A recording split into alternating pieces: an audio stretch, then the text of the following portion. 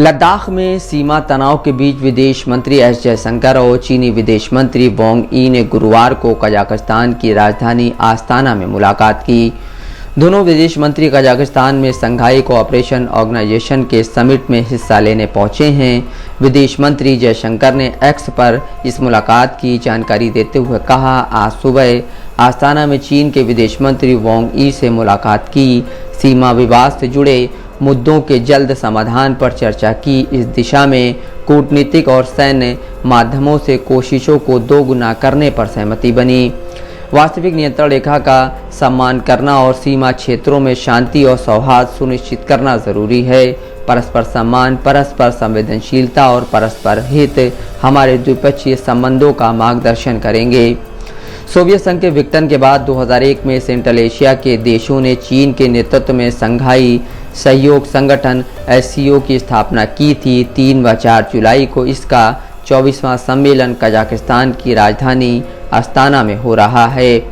SCO में चीन, रूस, कजाकिस्तान, उज्बेकिस्तान, किर्गिस्तान, तजाकिस्तान के अलावा भारत, पाकिस्तान और ईरान सदस्य हैं। पर्यवेक्षक देश अफगानिस्तान, बेलारूस और मंगोलिया हैं, जबकि संगठन में 14 संवाद भागीदार देश आर्मीनिया, अजरबैजान, बहरीन, कंबोडिया, मिस्र, Kuwait, Maldives, Myanmar, Nepal, Qatar, सऊदी अरब, श्रीलंका, तुर्की और संयुक्त अरब अमीरात शामिल है।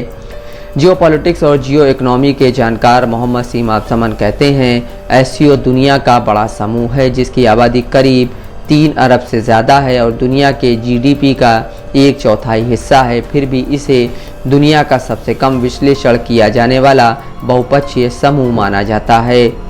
अपनी स्थापना के बाद से SCO ने सुरक्षा, व्यापार, निवेश, कनेक्टिविटी, ऊर्जा और संस्कृति पर कई व्यापक समझौते किए हैं, मगर कजाकिस्तान के राष्ट्रपति कासिम टोकाएव ने कहा है कि 20 से अधिक सालों में SCO द्वारा एक भी बड़ी आर्थिक परियोजना लागू नहीं की गई। सीमाप कहते हैं, चीन के राष्ट्रपति शी जिनपिंग ने बेल्ट और रोड के अंतर्गत आस्ताना में एक बड़ी योजना ट्रांस एंड कैस्पियन रूट का उद्घाटन किया, जो चीन से रोड और रेल के जरिए से कजाकिस्तान होते हुए कैस्पियन सागर से अजरबैजान, तुर्की और यूरोप में व्यापार को बढ़ाएगा। इसी रास्ते से कजाकिस्तान का गैस पाइपलाइन भी तुर्की से होता हुआ यूरोप जाएगा। सीमाप कहते हैं, SCO समिट में तुर्की के राष्ट्रपति अर्दोगान और कतर के अमीर तमीम भी शिरकत करने पहुंच गए हैं और इसमें आपसी व्यापार को डॉलर में न कर आपसी मुद्रा में करने का महत्वपूर्ण फैसला लिया जा सकता है।